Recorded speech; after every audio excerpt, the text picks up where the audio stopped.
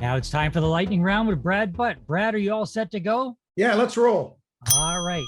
The numbers are up with respect to COVID-19, and there are some people saying that we are into wave 4. What are you hearing from the medical professionals? Well, Dr. Peter Uni, who is the chair of the Ontario Science Table, said earlier in the week that he believes we're back in a wave 4 situation. Obviously, that's quite concerning to folks, and politicians have now been reacting. And the biggest fear is that we could get back to capacity limits again and potential lockdowns on a regional basis if those numbers continue to be higher than what people had modeled them to be. Yeah, that's a big concern. And the premier has said if the numbers go up, he will not hesitate to shut everything down.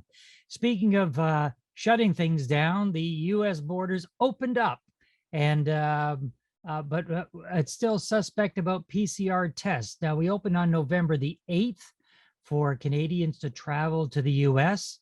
Are we still going to need those PCR tests coming back? Yes. So, of course, the U.S. border has reopened on November the 8th, and for fully vaccinated Canadians to travel across the U.S. and vice versa. The only issue really that is a real concern and being expressed by folks is that you will be required to have a PCR test, a minimum of 72 hours, obviously a negative test, coming back to Canada when you want to cross the border back in. And that is leading a lot of people to say, I'm not making the trip. It's got to be changed. Brad, I understand the wait time on Monday morning at 2 or 3 o'clock in the morning was 2 hours for people to get across the border. So lots of snowbirds heading south.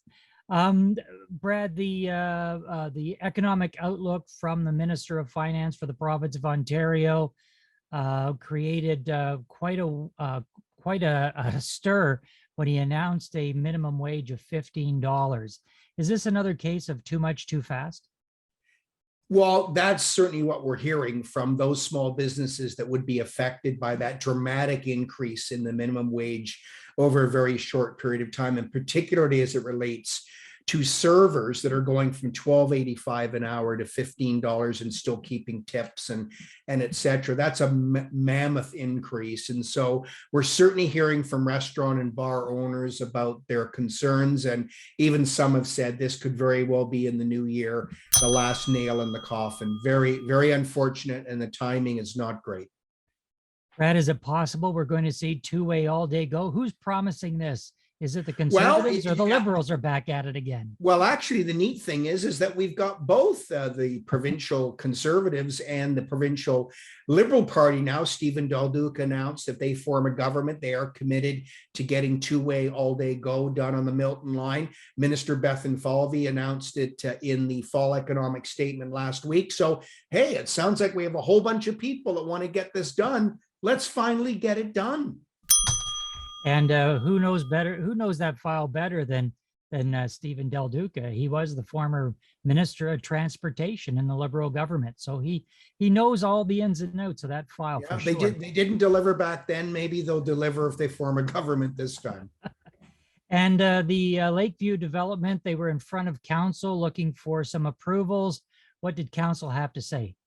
So the Planning and Development Committee of Mississauga Council approved the plan for 8,000 housing units, but plus some very exciting commercial uses and mixed uses on the property, including a new innovation center that would be on Mississauga's waterfront. What an exciting development. And it was so great that got approved. It will still have to go to council. That's a formality, but congratulations to Lakeview Partners and everyone else involved on this really, really once in a lifetime development.